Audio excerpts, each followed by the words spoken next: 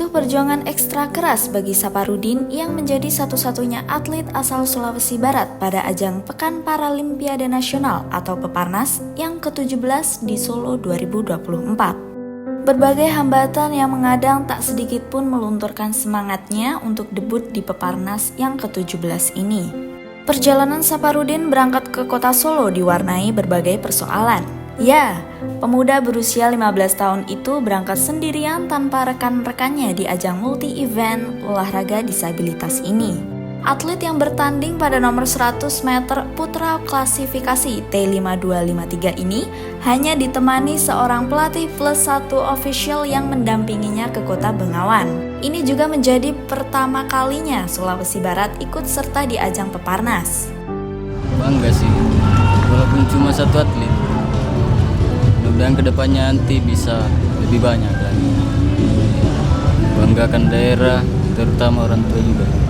Dari segi persiapan, modal pemuda berusia 15 tahun itu sangat terbatas. Dia hanya memiliki waktu selama 2 bulan untuk latihan. Itu pun dia masih harus berkutat dengan berbagai keterbatasannya. Salah satu ujian yang dihadapi Saparudin selama berlatih adalah luka pada jari-jarinya yang kerap muncul. Hal ini lantaran dia seringkali mengayuh kursi roda dengan kecepatan tinggi. Gesekan yang timbul sering membuat tangannya tergores hingga berdarah-darah. Di arena pertandingan, tantangan lain kembali menghampirinya. Pada nomor 100 meter putra kategori T5253 di Peparnas ke-17 ini, Saparudin harus bertanding dengan atlet-atlet lain yang jauh lebih berpengalaman. Pertandingan semacam ini jelas sangat timpang. Ketiga lawannya adalah Gunari Eko Jarot Sandiko dari Jawa Tengah dan Nandang Wahyudin dari Jawa Barat, serta Miswandi dari Kalimantan Selatan yang jauh lebih unggul lantaran sudah banyak memakan asam garam ajang semacam ini. Agak deg-degan sih. Karena beda level, saya baru 2 bulan, dia udah tahun-tahun dia. Iya, dan kedepannya nanti bisa kayak mereka.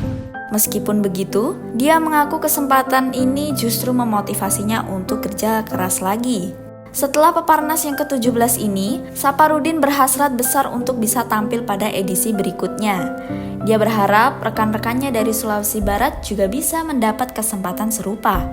Apalagi ajang ini bisa menjadi salah satu cara mereka untuk membanggakan daerahnya di kancah nasional. Harapannya sih ya, bisa ikut lagi dan bisa banyak lagi lebih dari satu dan bisa juara, bisa banggakan daerah. Pelatih Saparudin, Irwan Rido, memahami betul perjuangan keras yang telah dilakukan anak asuhnya itu. Dia mengakui proses persiapan untuk memberangkatkan atlet menuju kota Bengawan sempat diterpa berbagai kendala. Menurut Rido, hambatan ini tak terlepas dari status National Paralympic Committee Indonesia, Sulawesi Barat yang baru diresmikan pada 12 Agustus 2024. Di saat yang bersamaan, mereka harus mengurus berbagai kelengkapan administrasi untuk bertanding di Peparnas yang ke-17. Sebelum tampil di Peparnas, Saparudin sebetulnya sempat mewakili Sulawesi Barat di ajang Olimpiade Olahraga Siswa Nasional atau O2SN 2024. Ketika itu, anak asuhnya nyaris mendapatkan medali, tetapi kalah selisih waktu yang tipis dari wakil Jawa Tengah. Terlepas dari hasil minor ini, Rido menyadari potensi besar yang dimiliki sang atlet. Rido menyadari sepenuhnya tantangan besar yang dialami anak asuhnya ketika harus bertanding dengan atlet-atlet yang punya jam terbang tinggi.